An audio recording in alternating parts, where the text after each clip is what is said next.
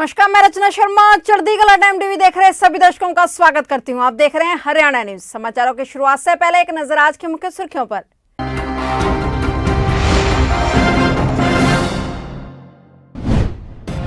सीमा सुरक्षा बल आज मना रहा अपना 57वां स्थापना दिवस। स्थापना दिवस पर बीएसएफ के जाबाज जवानों को सीएम मनोहर लाल ने किया नमन।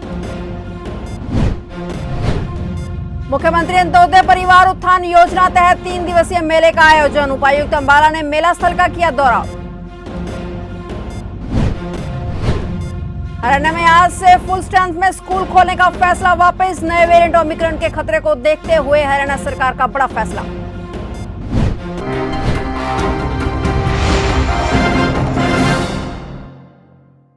और अब समाचार विस्तार से। सीमा सुरक्षा बल यानी कि बीएसएफ आज 1 दिसंबर को अपना 57वां स्थापना दिवस मना रहा है। बीएसएफ दुनिया का सबसे बड़ा सीमा सुरक्षा बल है जो पाकिस्तान और बांग्लादेश के साथ 6386.36 किलोमीटर लंबी अंतर्राष्ट्रीय सीमा की सुरक्षा करता है। अपनी स्थापना दिवस के अवसर पर सीमा सुरक्षा बल राष्ट्रीय और अपने आदर्श जीवन प्रयत्न कर्तव्य की प्रतिबद्धता को दोहराता है। भारत की सीमाओं की सुरक्षा के लिए 1 दिसंबर 1965 को एक विशेष बल सीमा सुरक्षा बल यानी बीएसएफ का गठन किया गया। 1 दिसंबर को बीएसएफ के 57वें स्थापना दिवस पर मुख्यमंत्री मनोहर लाल ने बीएसएफ के जाबाज जवानों को सलाम किया। सीएम मनोहर लाल ने कहा कि देश की सीमाओं पर हमारी सुरक्षा में तैनात रहने वाले बीएसएफ इंडिया के प्रत्येक सीमा प्रहरी को सीमा सुरक्षा बल के स्थापना दिवस पर ढेरों शुभकामनाएं। मां भारती की सुरक्षा के लिए आपके त्याग एवं समर्पण भाव को मैं सदा सादर ही प्रणाम करता हूँ। मुख्यमंत्री अंत्योदय परिवार उत्थान योजना तहत अंबाला छावनी के एसडी कॉलेज में 3 दिवसीय मेले का आयोजन किया जा रहा है। मेले के दूसरे दिन उपायुक्त अंबाला ने मेला स्थल का दौरा किया और उन्होंने उपस्थित स्टाफ को भी कहा कि वे यहां पहुंच लाभार्थियों को काउंसलिंग के माध्यम से उनसे बातचीत कर उनका मार्गदर्शन करें और जिस कार्य के तहत उनकी आमदनी बढ़ सकती है उसके लिए उन्हें प्रेरित करते हुए इस कार्य को करवाना सुनिश्चित करें। आज जैसे कि मेले का दूसरा दिन है तो आज के दिन अभी 12 बजे तक करीब 50 के करीब लोग आ चुके हैं यहाँ पे। तो उसमें जितने भी लोग जो 18 डिपार्टमेंट हमारे हैं उसमें किसी भी स्कीम में जो पात्र पाए जाते हैं तो उसमें उनको बेनिफिट देने की प्रक्रिया चल रही है। तो शाम तक इसका डेटा आ जाएगा कितने लोग इवेंचुअली आए और कितनों को बेनिफिट मिला। तो एक हमने 15 दिन की विंडो रखी हुई है कि 15 दिन बाद फिर से कैंप लगाए जाएंगे। तो कुछ स्कीम्स वगैरह होती हैं, कुछ डॉक्यूमेंटेशन प्रोसेस में टाइम लगता है, तो 15 दिन तक वो पूरा करके तो उसके बाद में रिव्यू करा जाएगा कि कितनों को इवेंचुअली बेनिफिट मिला। फिर इसमें जितने भी लिस्ट थी, जो बेनिफिशरीज़ की लिस्ट थी, तो हमने उनको सभी को मैसेज भी करवाया है। चंडीगढ़ से हेड ऑफिस से सभी को मैसेज गए हैं। हमने डिस्ट्रिक्ट लेवल से उनको फ़ोन करवाए हैं, उनके घर जाके उनको बताया कि मेले में उनका जो टाइमिंग्स है और डे है उसके हिसाब से फिक्स करा है, तो उस हिसाब से वो आ जाएंगे यहाँ पे। तो अभी कल का दिन और है, तो देखते हैं कितने लोग आते हैं। जानकारी जितने का भी शेड्यूल था उन सभी को जानकारी है, उनके पास मैसेज पहुँचे हैं, उनको ज़िले लेवल से फ़ोन भी करवाए गए हैं, तो फ़ोन सभी के पास गए हैं। तो इसमें जो लिस्ट है उसके हिसाब से ही जाएंगे, मतलब इसमें ओपन फॉर ऑल ये वाला नहीं है। इसमें जो बेनिफिशरीज़ की जो लिस्ट आई है, जो 1600 लोग अम्बाला कैंट में है जो जिनकी आय 1 लाख रुपए से कम है, तो वो ही सिर्फ आ सकते हैं यहाँ पे। तो उनके पास सबके पास मैसेज गए हैं। तो ये पुराना डेटा नहीं है, अभी पीपीपी के द्वारा जो आप जैसा कि आपको पता होगा परिवार पहचान पत्र के द्वारा अभी जो सर्वे करा गया है उसके बाद में इनकम वेरिफिकेशन करा गया है। तो ये तो अभी 2-4 महीने पहले ही इनकम वेरिफिकेशन वगैरह हुई है इनकी, तो उसके हिसाब से जो लिस्ट बनी है तो वो डेटा है, ये पुराना नहीं है ये वाला। हरियाणा के सभी सरकारी और प्राइवेट स्कूलों को आज यानी 1 दिसंबर 2021 से ऑफलाइन मोड में फिर से शुरू किया जाना था, लेकिन कोरोना वायरस के नए वेरिएंट ओमिक्रॉन के बढ़ते हुए खतरे को देखते हुए स्कूल खोलने का फिलहाल फैसला वापस ले लिया गया है। ऐसे में एक बार स्कूली स्टूडेंट्स की निर्भरता ऑनलाइन पढ़ाई पर होगी। स्कूल बंद रखने के फैसले की आधिकारिक पुष्टि शिक्षा मंत्री कंवरपाल गुर्जर ने की है। हालांकि भले ही इन स्कूलों को सभी कक्षाओं के लिए 100% क्षमता से संचालित करने की अनुमति नहीं दी गई हो, लेकिन अंतिम निर्णय स्कूलों पर छोड़ दिया गया है कि वे कितनी संख्या में स्टूडेंट्स को बुलाना चाहते हैं और कितने स्टूडेंट ऑनलाइन पढ़ाई जारी रखेंगे। बता दें कि हरियाणा के स्कूल देश के उन गिने चुने स्कूलों में शामिल हैं जिन्होंने बहुत पहले चरणबद्ध तरीके से फिर से स्कूलों को खोलना शुरू किया था। हरियाणा के स्कूलों को सभी कक्षाओं के लिए फिर से खोलने की अनुमति भले ही ना दी गई हो, लेकिन राज्य में कोविड-19 रोधी टीकाकरण दरों में लगातार वृद्धि देखी जा रही है। ऐसे में स्टूडेंट्स को ध्यान रखना होगा कि स्कूल आने पर अपनी सुरक्षा का पूरा ध्यान रखें और मास्क का उपयोग करें और इसके अलावा सोशल डिस्टेंसिंग का पालन करें और नियमित अंतराल में हाथ धोते रहें।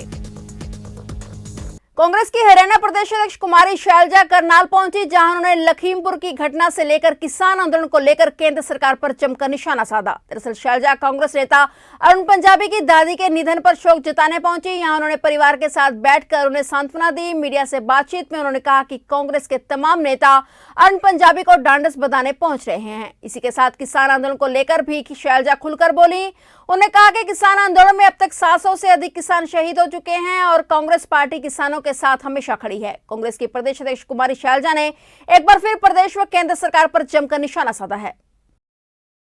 अरुण जी, उनकी दादी जी के देहांत पर शोक प्रकट करने सभी साथी लोग, सभी आए, उसमें सबने एक दूसरे का होना चाहिए और उन सभी लोग इकट्ठा हुए हैं। का आपस का मामला है, क्योंकि पहले भी आंदोलन जो भी हुआ किसानों के अपने संगठनों द्वारा फैसला होकर हुआ, तो अभी भी ये लोग आपस में जो भी करें फैसला इनका अलग है।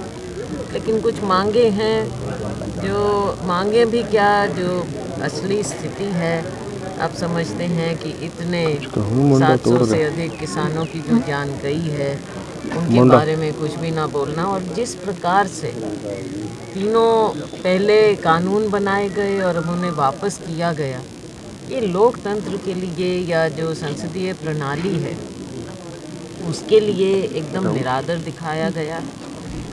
और जो लोग हैं, जो इन मुद्दों से जुड़े हैं, आम जनता है, वो संसद की ओर देखती है, अपने प्रतिनिधियों की ओर देखती है कि उनकी आवाज़ उठेगी। और किसी भी बिल का, कानून का कई पहलू होते हैं जिन पर चर्चा होनी चाहिए। विपक्ष को हमेशा पूरा मौका मिलना चाहिए कि वो मुद्दों को उठाएं और हर बात को वहाँ पर सदन में रखें, रिकॉर्ड पर रखें, क्योंकि देश देखता है, दुनिया देखती है कि हर बात को वहाँ पर डिस्कस किया जाए, लोगों के सामने आए। लेकिन इस सरकार का इन बातों में कोई विश्वास है नहीं। कहने की और बात है माननीय प्रधानमंत्री जी द्वारा, लेकिन जो उनकी कार्यशैली है सरकार की, वो आप देख रहे हैं, बिना डिस्कशन के कानून बनाए गए और कानून वापस किए गए। अब किसान इस पर क्या अपना फैसला लेते हैं, ये उनके दायरे में है। लेकिन कांग्रेस पार्टी ज़रूर ये समझती है कि जो हमारा लोकतंत्र है उसका गला घोंटा। करनाल जिले के गांव भादसो के पास कार की टक्कर लगने से बाइक सवार व्यक्ति की मौत हो गई। मृतक की पहचान गांव भादसो के रहने वाले 52 वर्षीय राजेश के रूप में हुई है। जानकारी के अनुसार राजेश इंद्री से अपने गांव जा रहे थे। पुलिस ने इस मामले में अज्ञात कार चालक के खिलाफ मामला दर्ज कर कार्रवाई शुरू कर दी है। गांव भादसो निवासी राजेश मजदूरी का काम करता था। कुछ दिन पहले उसने अपनी बेटी की शादी की थी। शाम के समय वह बाइक पर सवार होकर किसी काम से इंद्री गया था और जब वह वहां से वापस आ रहा था तब यह हादसा हो गया। एक्सीडेंट का था। एक्सीडेंट में मृत्यु होगी राजेश शर्मा की, पुत्र जयप्रकाश, ये भादसो के हैं। एक्सीडेंट हुआ भादसो शुगर मिल के नज़दीक। कहाँ से कहाँ जा रहे थे? ये इंद्री से अपने गांव जा रहा था भादसो मोटरसाइकिल पे। ये कार ने पीछे से हिट कर दिया, वो खदाना में जा लग गया और वो खंबे पर उसकी टकराव हो गया। जो कार वाला है उसी नहीं, वो भाग गया मौके से और कार का नंबर नोट कर लिया था, उसके खिलाफ कार्रवाई कर दी, मुकदमा दर्ज करके। 279 304 IPC। कार का पर्चा दर्ज है, पोस्टमार्टम के बाद कार्रवाई की जाएगी। हाँ, मेरा SI ऋषि प्रकाश, थाना इंद्री। आज के स्वतंत्र देश में गुंडागर्दी जैसी घटनाएं भी लगातार बढ़ती जा रही हैं। ऐसा ही मामला अंबाला शहर से भी सामने आया है, जहां पर एक व्यक्ति की कार पर हमला कर उसे घायल कर दिया गया और उस व्यक्ति का नाम हरविंदर पाल सिंह बताया जा रहा है। पूरे मामले की जानकारी देते हुए इस व्यक्ति ने बताया कि 1 साल पहले उसके पास एक व्यक्ति काम करता था और किसी वजह से उसे अपना बिजनेस बंद करना पड़ा, जिसके 1 साल के बाद उसकी दुकान पर काम करने वाला व्यक्ति पैसों के कुछ मामले को लेकर उसके घर पहुंचा और हंगामा किया और उसके कुछ दिन के बाद उस व्यक्ति को बीच रास्ते रोका गया और पहले उसकी गाड़ी पर डंडे मारे और जब वह व्यक्ति अपनी गाड़ी से बाहर निकला तो उसकी पगड़ी उतारकर उसके बाल काटने की कोशिश की गई, जिसके बाद वह व्यक्ति सिविल अस्पताल पहुंचा।